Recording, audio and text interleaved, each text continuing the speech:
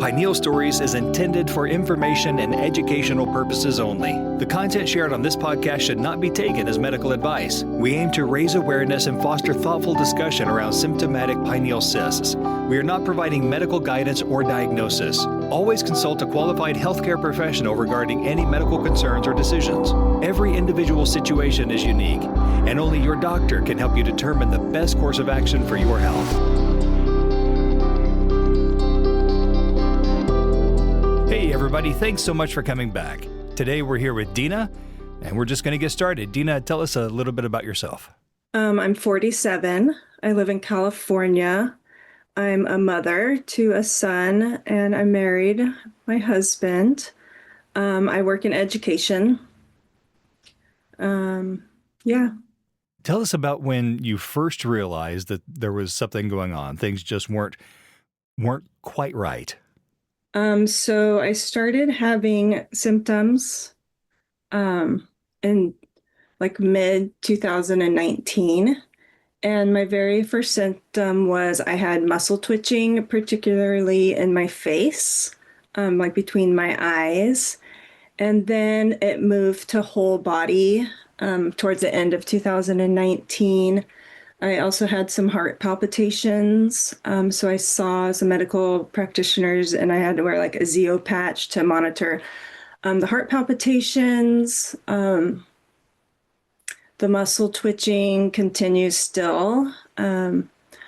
When I talked to my health practitioner, my family medicine doctor, it had just begun kind of around the COVID era. So 2020. I had a in-person appointment with her, and then the next one was a follow-up appointment over the phone, and it was because my muscle twitching had spread throughout my body.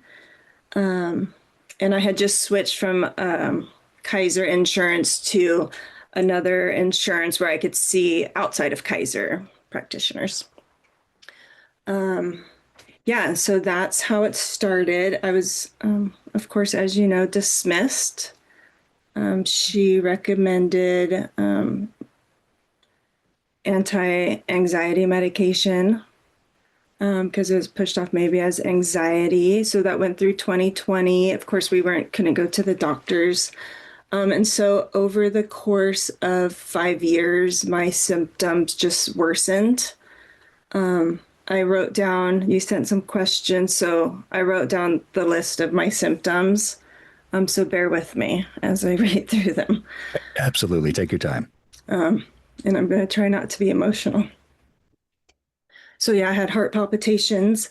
And since it was COVID, I was very aware because I was having recurring fevers. Every month I would get a fever. Of course, I would note this because I would think I'd have COVID. I would take a test. It would always be negative. They would go away after like a day or two. Usually it was around my menstrual cycle. And my husband kind of noticed that I would get sick. I would feel like I'm getting the flu, and then I would start my cycle. And then it would go away and I'd come back again next month. So I had recurring fevers for a very long time, probably over a year. I had a lot of executive like functioning issues, cognitive issues. I'm in education, so I have like a classroom. Towards the end of my struggles, I couldn't decide even what to put on the walls of my classroom. It was just like too big of a decision. I loved gardening and cooking, and those things just became like too much for me. It was like too much for my brain to organize. I had extreme mental exhaustion, like low brain power, where I would use it up all at work and I would come home, there'd be nothing left for me to give to my husband or my child. I had brain fog. Over time, towards the end, before my surgery, I had struggles with word recall. I couldn't think of like what I needed to say. I had tongue pain. That was my primary chief complaint when I finally did see a neurologist, and I could get into how that came about. But he asked me what my chief complaint was, and I had tongue pain. So I remember we were in Hawaii in 2021, and we're on vacation, and my tongue still hurt. And I thought maybe it being on vacation, I'd be relaxed and it wasn't anxiety as I was told to believe by my family doctor, because anxiety was a symptom.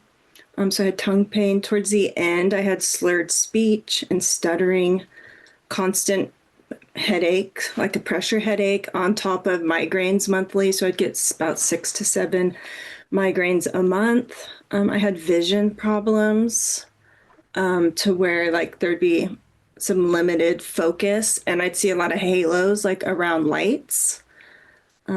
Always tiredness. I'd be like extremely tired. I remember when we had the time change in 2022, I think I slept the whole month of December. I had very low immune system, so I was in and out of the doctor constantly. I went through, because I knew I was going to speak with you, I went through and looked at my medical history, and in 2023 alone, I had 35 doctor's appointments. I'm young, I'm healthy, I'm an avid runner. I take good care of myself, I eat healthy. 2022, I had 16 doctor's appointments. I had light sensitivity, especially like with fluorescent lighting. Still, I struggle with fluorescent lighting. Today, currently, if I'm under fluorescent lighting, I could tell, like, it gives me this feeling that kind of like in my throat. It's hard to explain, but I can be shopping and I'll look up and I'm like, oh, of course, there's fluorescent lightings out, Home Depot or Target or wherever you are. I had sound sensitivity, which light and sound still I'm very sensitive still to that. I had very low iron, and I had really low blood pressure. So that's my list of You, all the you, things. you could see me nodding and kind of looking over because Yeah. Kelly and I are just sort of acknowledging the similarities. Yeah, I bet. And many of those things overlap exactly. Holly. Yeah. So I could kind of get into like my story if that's okay. Absolutely. This is your show. Okay. So in December of 2021, I got pneumonia, but they couldn't figure out what it was. They didn't know it was pneumonia. I was sick for 20 days. I had very extreme fevers. And so that landed me into all of these different people to see me because nobody could figure out what was wrong with me. So I had a lot of blood work done. I had a strange lupus panel come back. Some things were off. And so they sent me to rheumatology. I saw cardiology. We did EKG, a stress test. I was referred to infectious disease because they couldn't quite identify what was going on.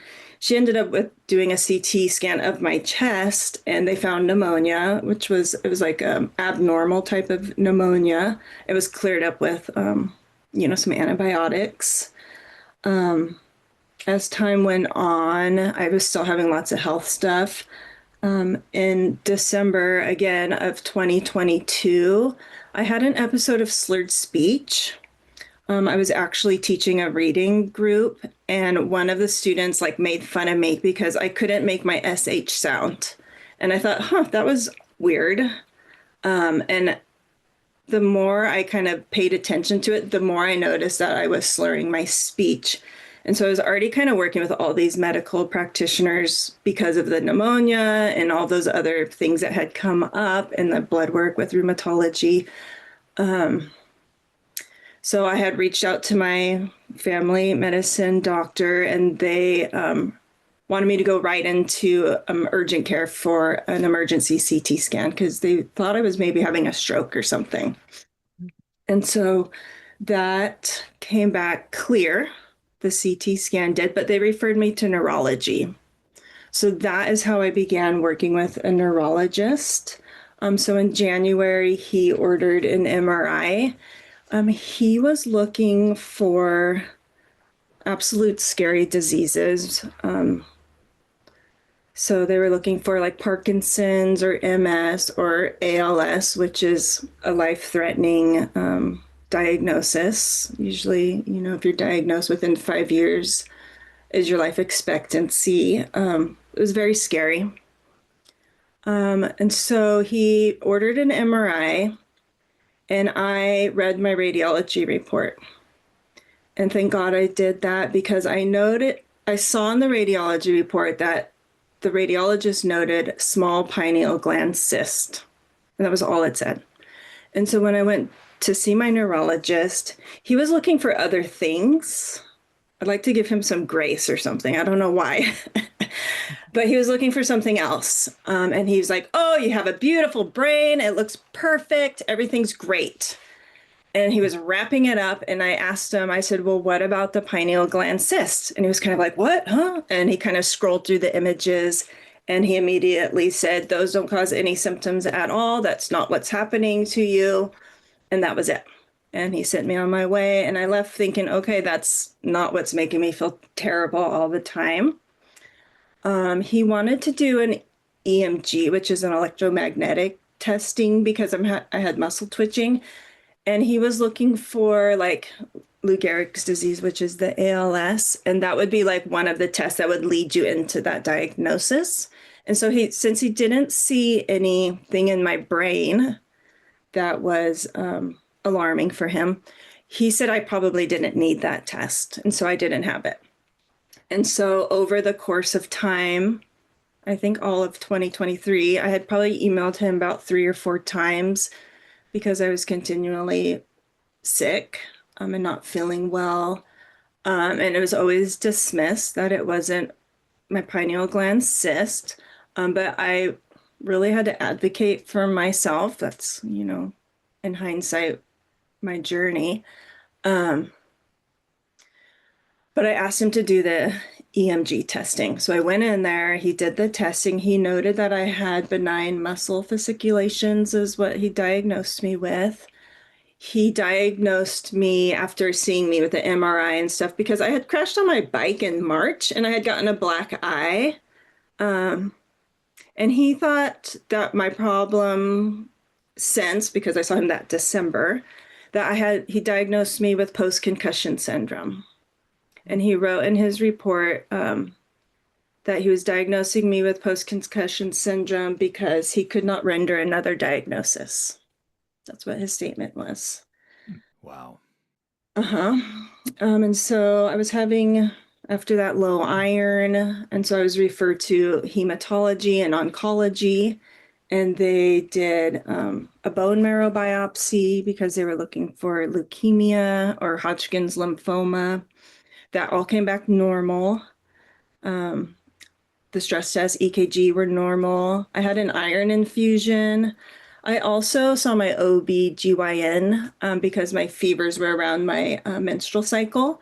And so she thought maybe there was some kind of underlying something going on. So they did a uterine polyectomy, which came back normal. So I had all of this testing. Everything would come back normal, normal, normal. And the only thing that would come up in my mind that was not normal was having a pineal gland cyst. And so over a year, 2 years, maybe, definitely the last year leading up to my surgery, I was so unwell that I have a 10-year-old son. He's 10 now.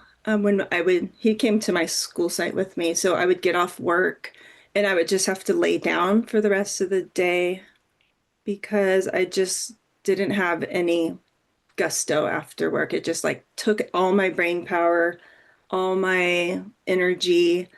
And I would lie in bed and I would just Google constantly, like Google, pineal gland cysts, trying to find everything I could about it. Everything said they don't cause any symptoms. And somehow I ran across Dr. Patel's information. And it wasn't, I'm not on social media, but my mom's on Facebook. So I did discover that Facebook pineal gland cyst group after I had discovered Dr. Patel. So I would kind of peruse on there, but I can't see anything really. So I'd have to like screenshot it to my mom, like, "Hey mom, check this out and let me know what they say," because I can't read comments. So long story, not short, 5 years after my symptoms, I just like Hail Mary, shot it to the moon and emailed Dr. Patel's office. I think I called them. And I was lucky my insurance through work and my husband, we have dual insurance. He was covered in our network. I just think it was like the power of the universe or something. It graced me with having this ability to see somebody who actually would take my symptoms seriously and not make me feel like I was a hypochondriac. 23 doctor's appointments in 2023, and every single time they would make me feel like, I don't know, like maybe I was after medication or I was, you know, seeking help that I didn't need. It was very disheartening. It was terrible. Sorry, I get emotional. We absolutely understand. And It so made me get emotional a finally, little bit when you talked about your son and you having to lay down. I mean, that brings me right back to those days. That's crazy yeah, that this is there. This is a thing, and that we're around the same age. And everything you're saying is just It's kind of what, hitting home. Yeah. yeah, yeah, I missed so much of yeah. his little life. I mean, he's 10 now, and I was sick for the past almost 6 years. And so he was going to TK when I started having symptoms. And so I'd be so unwell. My husband would take him for hikes, and we live at the beach. And at the beach, and like we live in such a beautiful place, I'd be just not well enough to join them. It was terrible. I missed so much. And thank God I found Dr. Patel.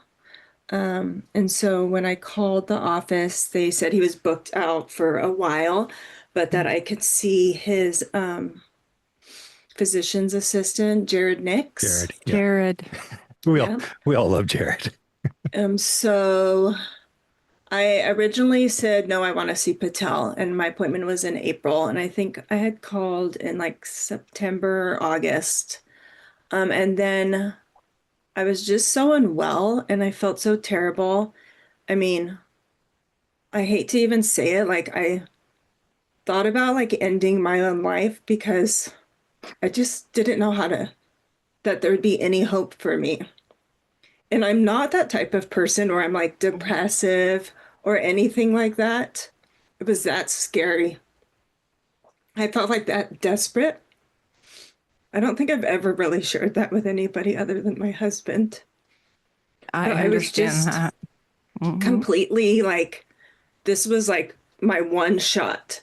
And so, in a moment of like just complete illness, like I call them episodes because like I feel terrible all the time, but sometimes I'd feel just even worse and it would just like hit me and I'd be like even worse for like a whole week, week and a half. And then I'd feel like a little bit better, like maybe not having a migraine.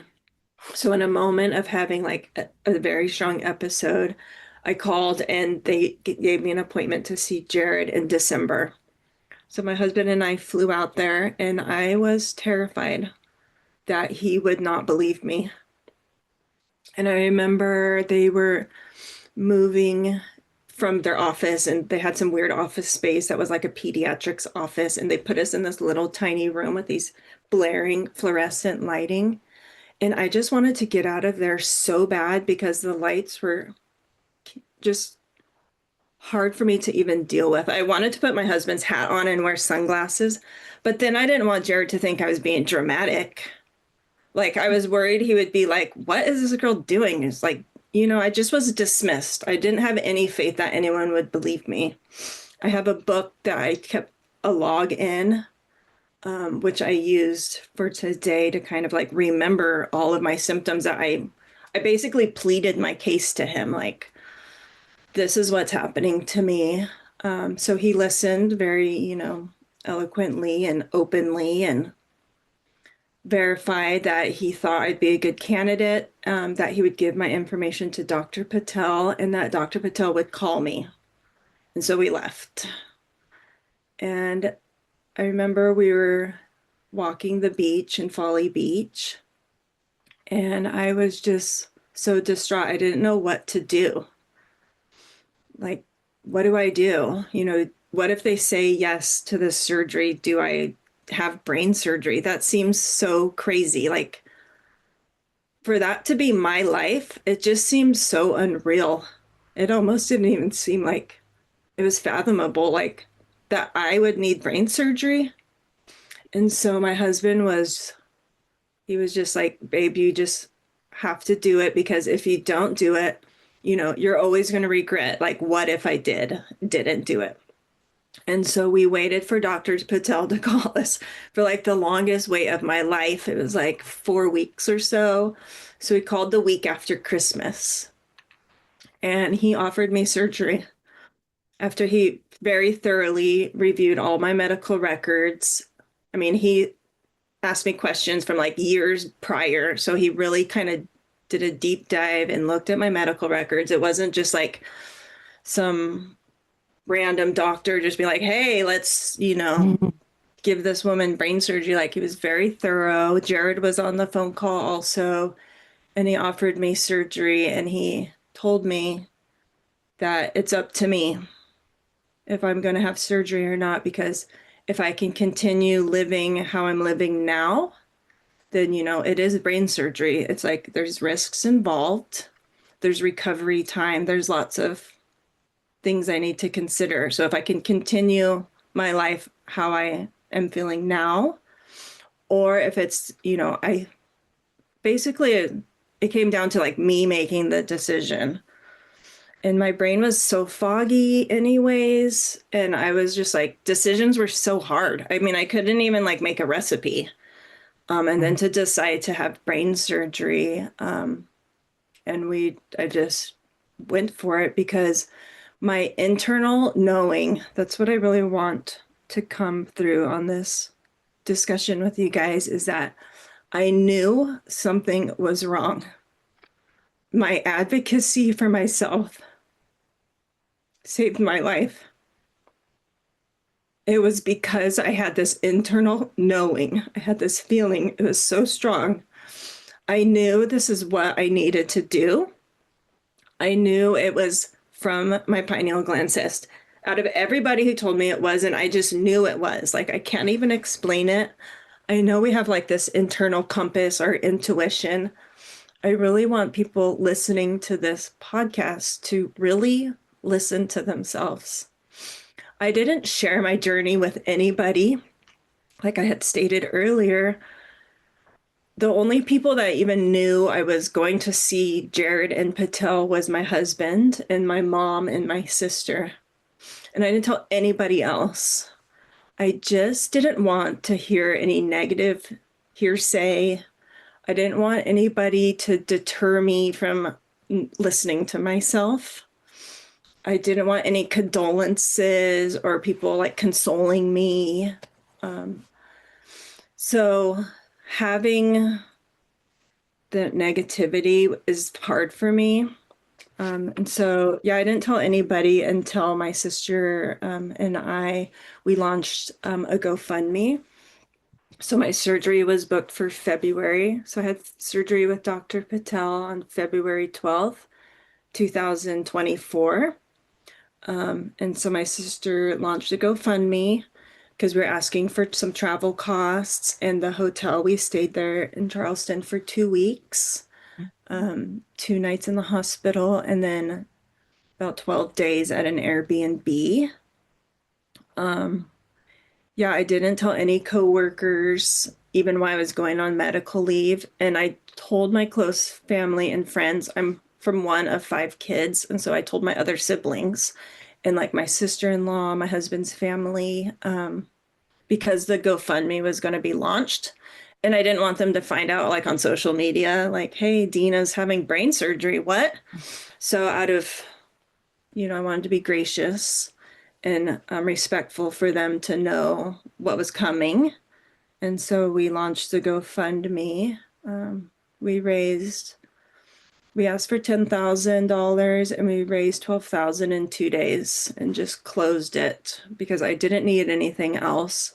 We just wanted travel costs covered. Yeah, my coworkers, I didn't I just said I was going on medical leave.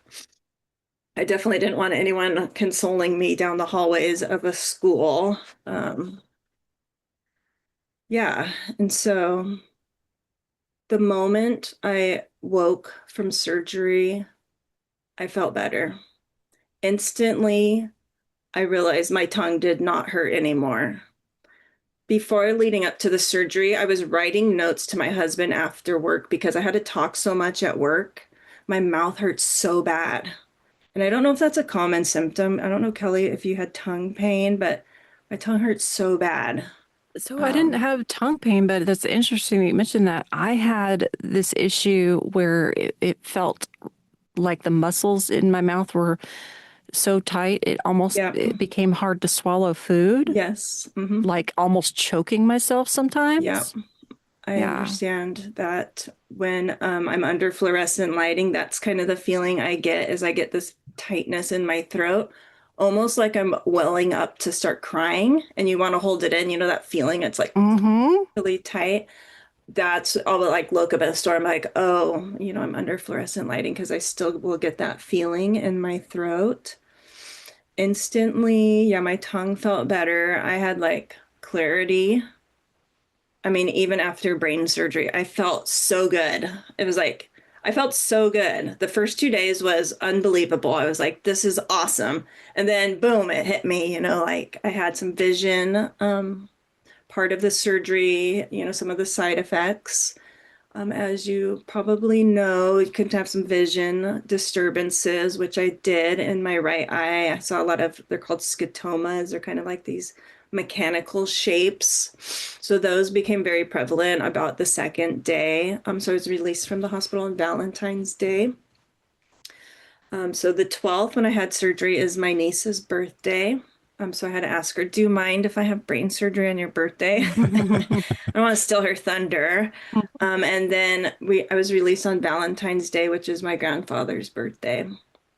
So those were very special dates for me. And then after we got to the Airbnb, we stayed in Folly Beach so I could be near the sea,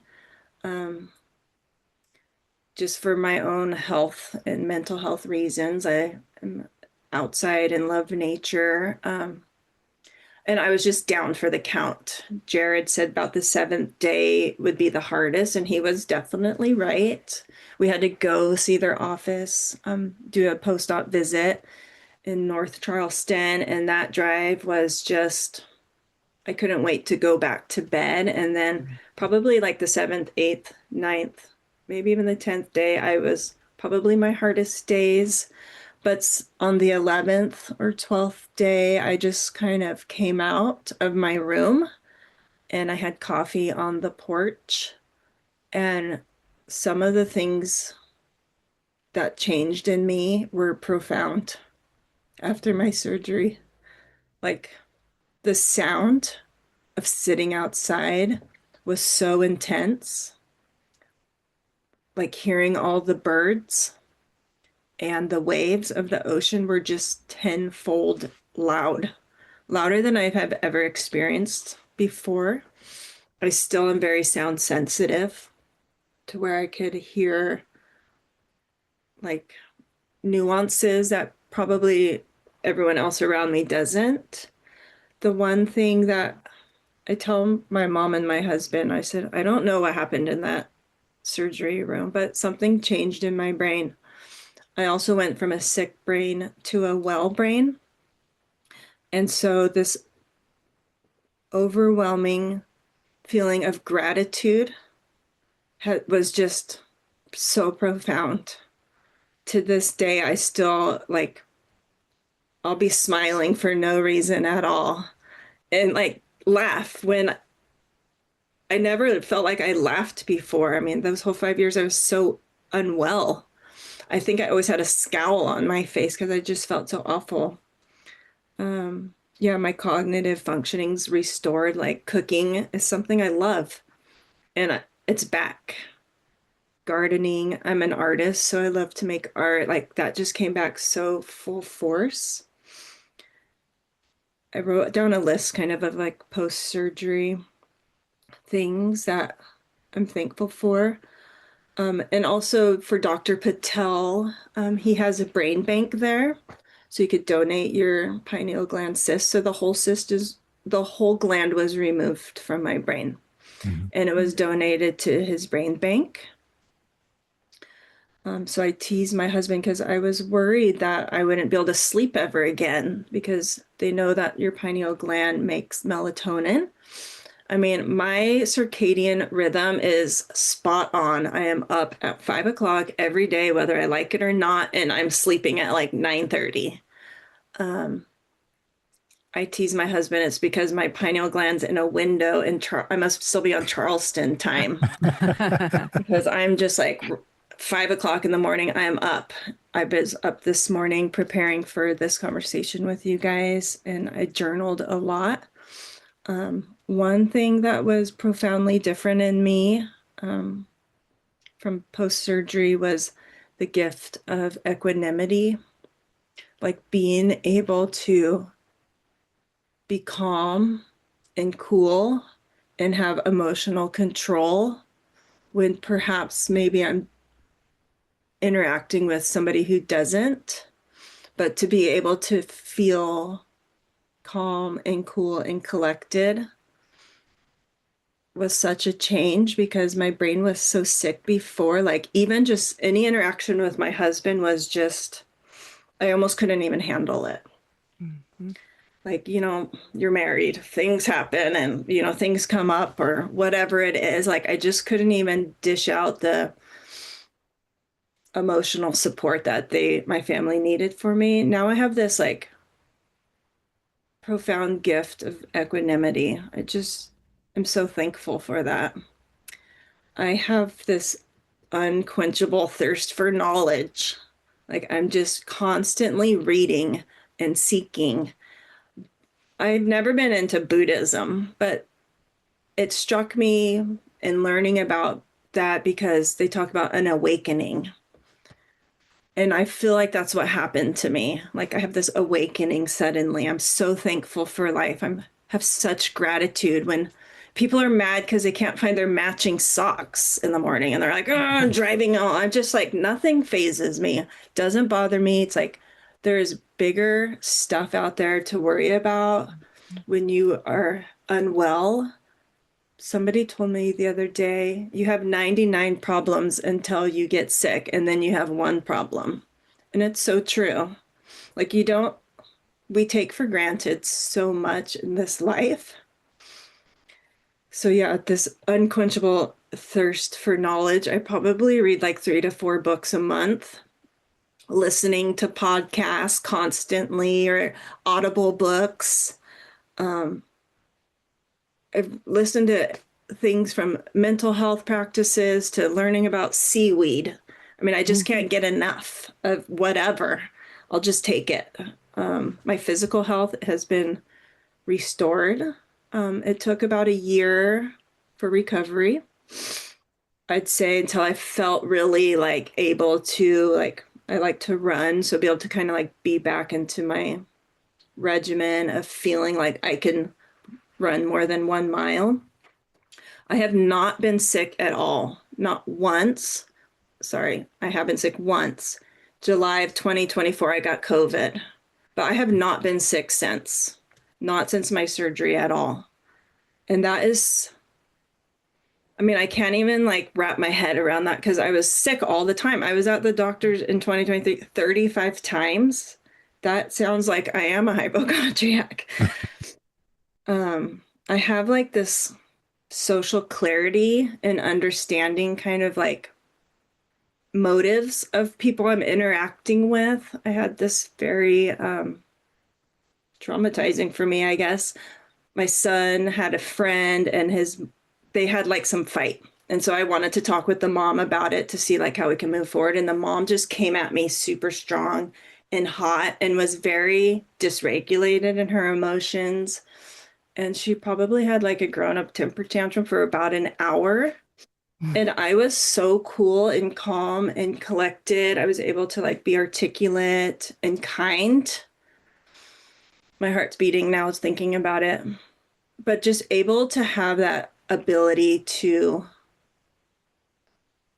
be cool under that kind of circumstance was very different from if I was still sick with my pineal glands, she probably could have really riled me, you know.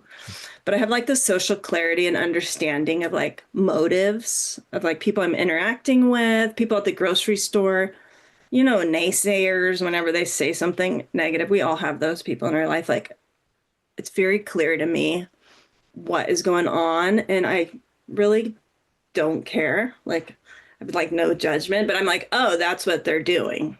Before I just was, I think the social complexities of things was really hard to understand. Like parties were my worst nightmare, like having to socialize and like keep up cognitively with all of that was very hard. Um, yeah, I practice meditation. I was doing that before the surgery, and so now it's a daily practice because it helps me hold on to gratitude. Um, I'll go back in my meditation and visualize my hospital room at the Medical University of South Carolina. And I just visualize that feeling I had when I woke, like that thankfulness. And all the kind nurses, they were so wonderful. And they had these little dogs that would come visit you. I don't know if that happened, if you guys saw it, Dr. Patel, but like all No. these cute little dogs came to visit me and they had like a Valentine parade and the dogs were all dressed up. It was just like so heartwarming.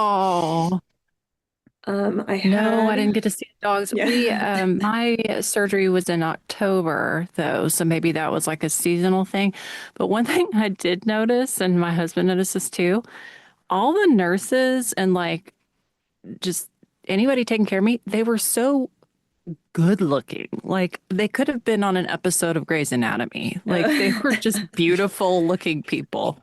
Yeah, they were so kind. There They was a were. nurse, They were the Tia. Nicest, nicest, beautiful. best looking people ever. I mean, we were just impressed all Well, around just because, and not just there, downtown even. And yeah. it was a very different environment for us, but everything about it was just, Yeah, the Southern hospitality was mm, definitely seen on our part too. Yeah, I had some wonderful nurses. One was, her name was Tia, and the other one, Kim. I mean, they're in my meditations. I think and thank them every day. Um, yeah, it was just such a wonderful experience. I mean, of course, you have a medical disclaimer, right? I'm not like a doctor. I can't recommend surgery. But what I can say is that you have to advocate for yourself when you have these pineal gland cysts because so often are we dismissed. I can't even look at that Facebook group because my heart just breaks every time because I know how everybody feels and how scary it is and Mhm. how you're just wondering like, are other people feeling like I am? Like, are you having this symptom or that symptom? It's just, it's so heart-wrenching. You Oh, said right after your surgery, you could sense that shift immediately. I also could. Um, Even under, we're just waking up from the anesthesia. Just what was it that you just knew, right? You could just tell that you were better, that yeah, something had changed, and that it was definitely the cyst causing. Because that's how it was for me. I remember waking up from the surgery and knowing that, oh my gosh, this yeah, this is what I needed. And even my son, he could tell immediately as well. yeah. That is like one thing in my notes to after surgery, like with your family, they also have trauma from Mhm. having a sick parent, from having a parent that was also dismissed by the medical community. Um, and so really advocating for ourselves, but also advocating for our children, even Mhm. after our surgeries, like with their teachers, with school, with friends. like to give them some grace. Like there's a lot of repair that I have to do myself in my family because I was gone for so long. Like I almost feel like, I don't know, like it was a separate life or something. Like I'm suddenly back and I have Yes. all these things I need to make up for, like, not being able to be present for a lot of things. Mom is in bed all the time instead of like, outside playing and running around. So really advocating for our children, our partners, our other family members, like siblings and friends that maybe, like for me, I didn't tell people. So some people were like, well, why didn't you tell me? And I'm like, I don't know. I don't know. I just needed to like save myself from, I'm not sure why. I'm private in that way, I guess. I don't know. I just I think needed, part of it too is like we're already being dismissed by yeah, so many in the medical community. How do we think that a layperson is going to, what are they going to think? We yeah, know that there's something horrible going on. And it's interesting too that you called them episodes. That's exactly what we called mine, episodes. mm-hmm, Whenever it got really, really bad, mine got to the point where I either would sleep all day mm-hmm. or I would be awake for days on end. Oh, wow. And during the times where I'd be awake for days on end, the cognitive decline got so bad, I it, bet. it was like I was a completely different person. I started having delusions. I don't really remember them, but my husband does. Yeah. And we've already recorded my story, so when this gets released in July, you can listen and hear. But I mean, hearing him tell me some of the things that I said to him just broke me because that's not who he is. You know what I Yeah. mean? And I understand. yeah, and Yeah. people just that are going through this, I feel so bad for them because I know how lonely it feels. And it's not just lonely for the person going through it. It's got to be lonely for, the family members too. I'm sure your husband probably has his own feelings about how it was having to watch you suffer for that long. Yeah, you're almost like hijacked in a way. Yes, yes, Yeah. yes. Um, and it's such silent suffering that it's Mm. hard for, like, it was hard for my partner, my husband, to understand like exactly what I was going through Right. and not also be dismissive in a way because it's such a silent like symptom. It's not Hmm. like I'm, suffering from something that's like physically seen. It's so internal. Hmm. Um, yeah, it's Would you do it? Would you do the surgery again? absolutely, I would do it tomorrow in a heartbeat. Before my surgery, we can do that. Why me? Why did this happen to me? Why am I that person that has something? I have to see a specialist and fly across the country. Like, Mm, I'm that person.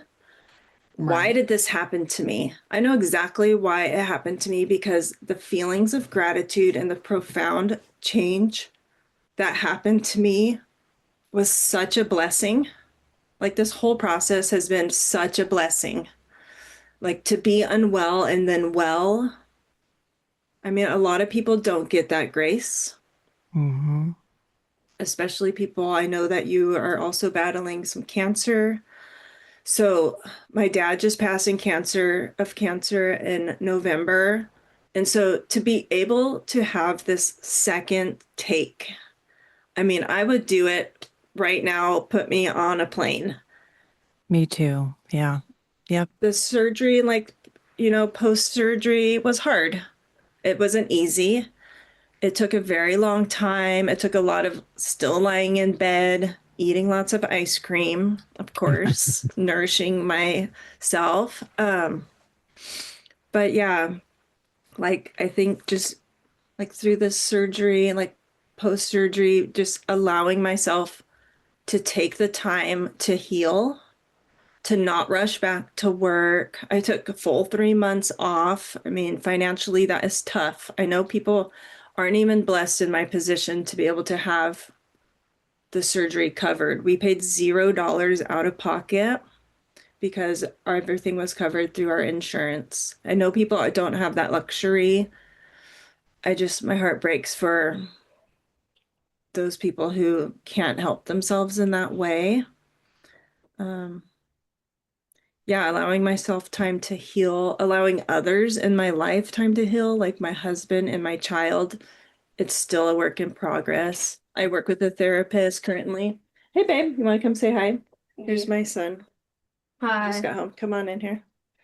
This is Hi. Michael, and then Kelly. You can't hear them because they're on my earpods. We're just talking about the pineal gland cyst. Yeah, so allowing like others to heal. Yeah, I work with a therapist because of this profound gratitude I have and how to hold on to it. Because I mean, just driving to the store, you encounter someone who is not grateful, you know?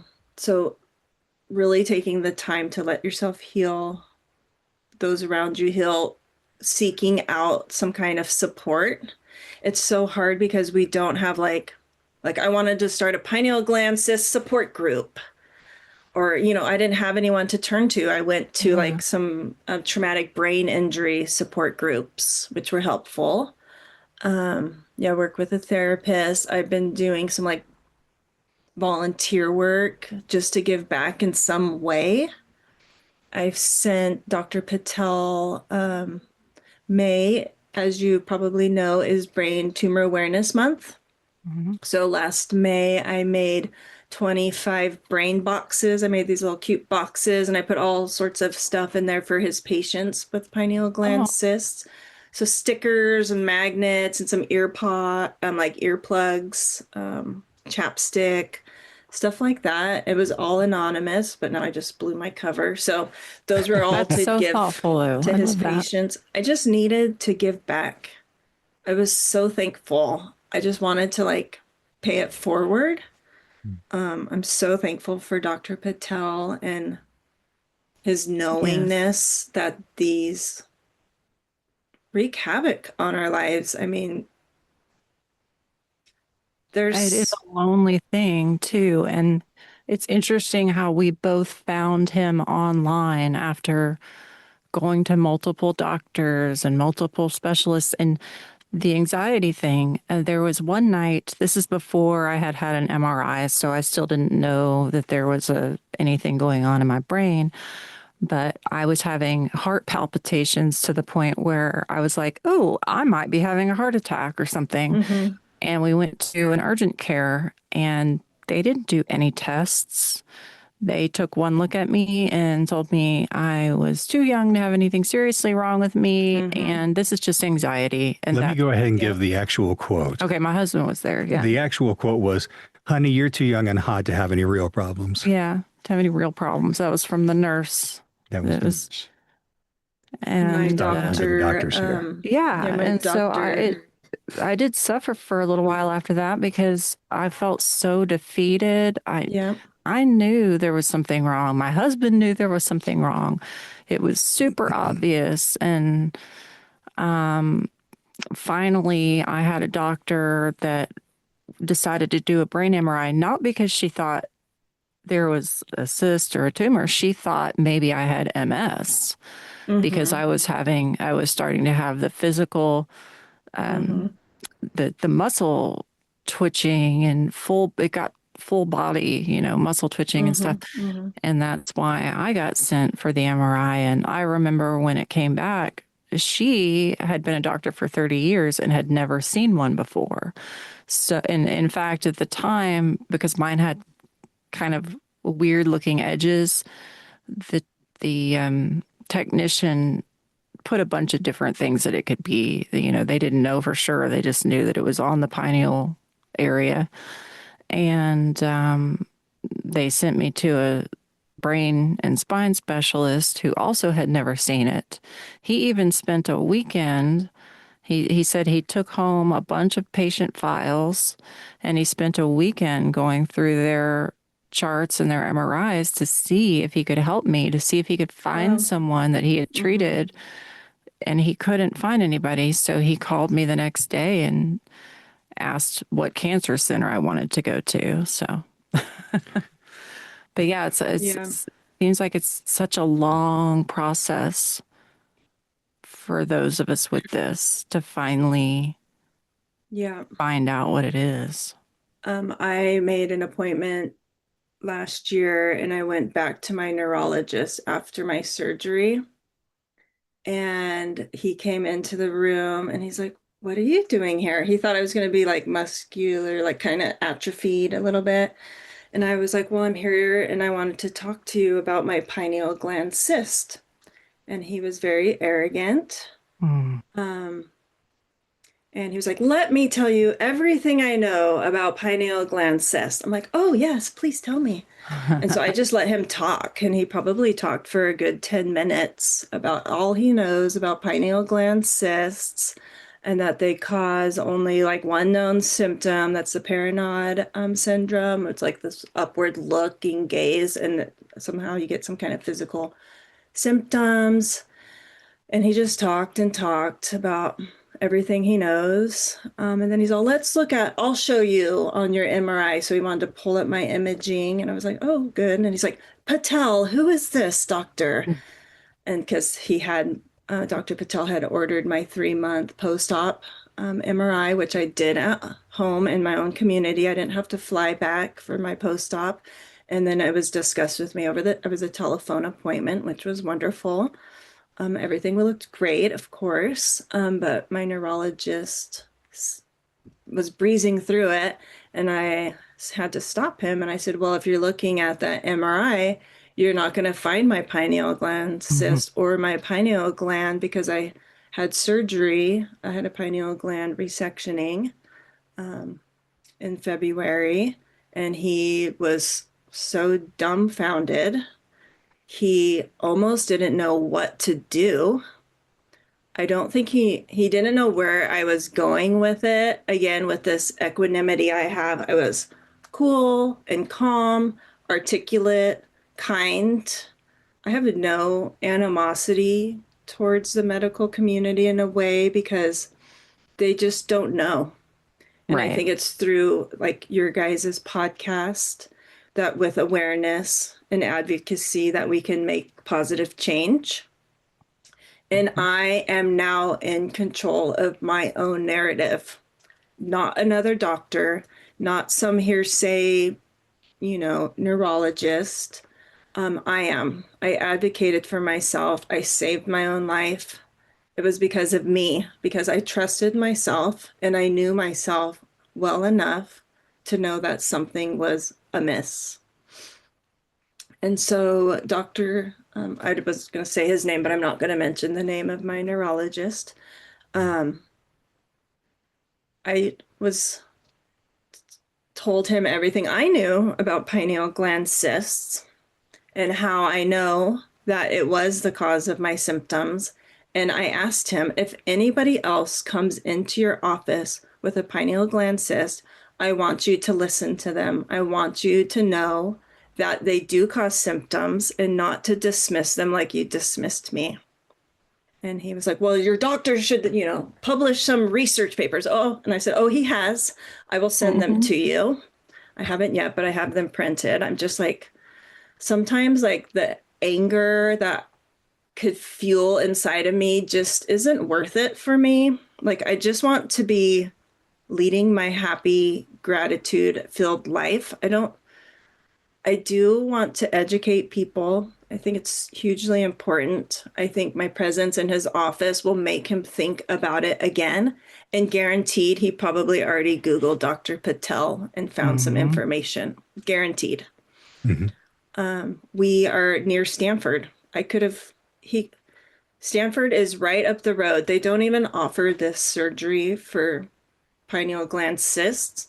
If it was a tumor, then they would offer some kind of help because it would be life-threatening. So I would love for the awareness to be around that these are life-threatening. Yes. Who knows what I would feel like now? I mean, it progressively got worse over time. Of course. So, yeah, my story is I'm just thankful. I'm thankful that I was able to help myself when nobody else would. And I think that's just, we have to listen to that inner voice inside. Like, people say you have like mother's intuition or like father's intuition. Do you know that voice that's in there? Like when you have a kiddo, you just know what to do. It's like instinctual. It's the same, I think, when you're facing something so silent and unknown and scary. There's other people out there. Look at that Facebook group. I mean, every day there's multitude of posts of Yes. people wanting to share their story. They want connection. They need verification.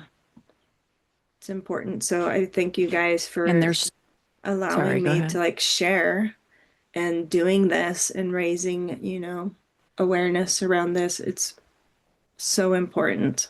I'm honored to like help in any way. Yeah. Thank you for sharing your story with us. Absolutely. We're going to collect quite a few of these. And part of what we're doing, and just to be clear, and I know we have the disclaimer at the beginning, but just to be clear, nobody wants a brain surgeon doing unnecessary surgery. Nobody wants that. Nobody's asking for that. But what we're asking for is for them to change the definition of necessary, because breathing is not living. Living means you Yes. get to have your life, not that you continue to breathe, therefore everything's fine. So we're really going to push for that. We've started a GoFundMe that's on pinealstories.com down at the bottom. And that is to raise money to help with the podcast, but it's also to help us market it. And so you mentioned Stanford, and there's other places around the country that have these very high-end neurosurgical centers that we want the podcast to be more prevalent around those areas to try to put more public pressure on it.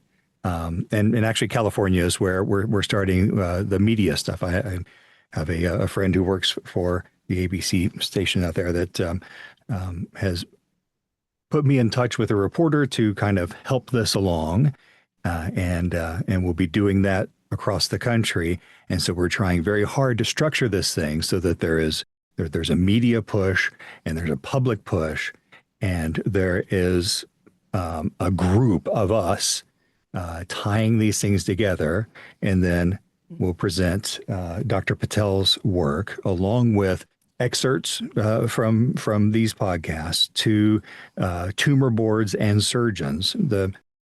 Kelly almost got her surgery from Mayo Clinic. I was there for 2 weeks. We were out there for 2 weeks, and it was the Wow. tumor board who stopped that Yeah. because it was not worth doing. It was too much of a Risky. risk. So, Yeah. so I mean, And to yeah. get not just to get, but also to get out that these can and do cause debilitating symptoms. That's another thing that there's just not enough awareness about. And not only for the specialists that work with brains, neurologists, and even brain surgeons, some will still say, no, that can't be causing it. That needs to change, and I think it will, especially with Dr. Patel and his work and his foundation, and we hope to be a part of that change. But even just trickling down just to like a PCP, because that's where you start, right? Let them see, oh, could it be this? Okay, well, the MRI shows this. I need to send my patient to a specialist that is familiar with this, have that familiarity enough to where a PCP knows where to send a person looking, because it's taking way too long. It shouldn't take somebody years we shouldn't have to suffer for years before we finally just stumble upon a Google document. yeah. The meta.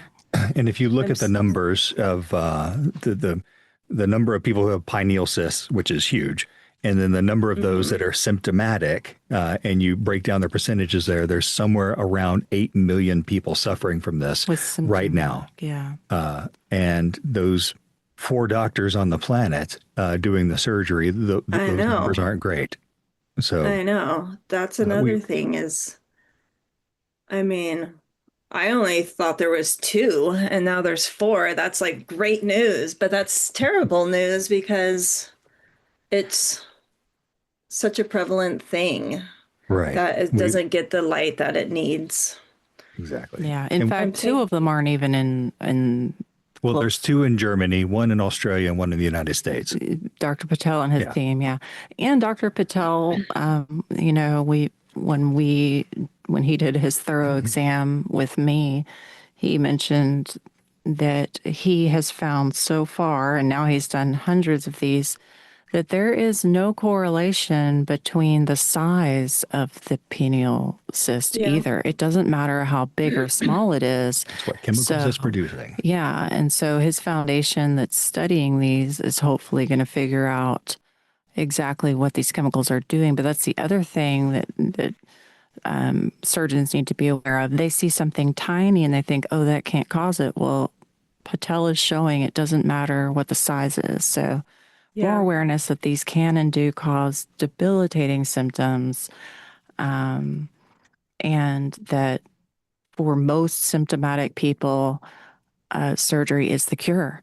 And I also love that Dr. Patel, he still to this day hasn't had a single patient, and we haven't talked to a single patient that has said, no, I wouldn't do that again. Every person has said yes, 100%. How large was your pineal gland cyst, if you don't mind me asking? 15 millimeter. Oh, wow. That's pretty significant size. Yeah. Mine was measured at 5 millimeters. When Dr. Patel removed it, it was 8 millimeters. So the imaging was a little bit on the lower side, but 5 millimeters is the size of, you know, Mardi Gras beads. Yeah. One of those little beads is 5 millimeters. I cut some and I kept it in my pocket and I wore them in my pocket because even that small, it still had pressure on my tectum. It was causing all sorts of issues. I'm so thankful for Patel because he is the chair of the neurosurgery department at the Medical University of South Carolina, that he is teaching all of these young surgeons that are going to come out of this college. They are going to be knowledgeable. They're going to, in fact, believe that these cysts do cause symptoms. So he's making changes not only for us as patients, but also, you know, the next round of graduates that come out of there and have worked with him and know his work will be knowledgeable about this. And hopefully the language around it changes and shifts over time. Amazing. Well, hopefully we can do some good, and you have certainly helped us on that journey. Yes. Sorry, baby. Go ahead. I just was saying the same thing. Just we really appreciate you talking to us, and because your story is definitely going to help a bunch of people, and I love your attitude about gratitude. I didn't mean to rhyme, but She does it all the time. But I love that. I think that's beautiful, and that's about it. Just wanted to thank you very much. And oh my gosh, I've been wanting to speak to somebody else like me, Kelly. So thank you so much. Seriously, I'm like, should I Googled somebody who had surgery around me, and she's like, she gave me her phone number, and then she never wanted to talk or something. I'm like, oh no. So it's so nice to like talk to somebody else who's like me and like went through the surgery too. So yeah, it's important. That was awesome. And we really, really appreciate you being here. Everybody, thank you for listening. I hope you join us again next week. Thanks for listening to this episode of Pineal Stories. where patient voices matter and real stories have the power to drive change. If you or someone you love is living with a symptomatic pineal cyst, know that you are not alone. Our community is growing, and your experience matters. Share your story, connect with others, and help us push the medical conversation forward. Visit pinealstories.com to explore more stories, submit your own, and stay connected. And if you found this episode meaningful, please consider leaving a review and sharing it with someone who needs to hear it. Until next time, stay strong, stay informed, and keep speaking up. This is Michael Abels with my wife Kelly, and you've been listening to Pineal Stories. Thanks, y'all.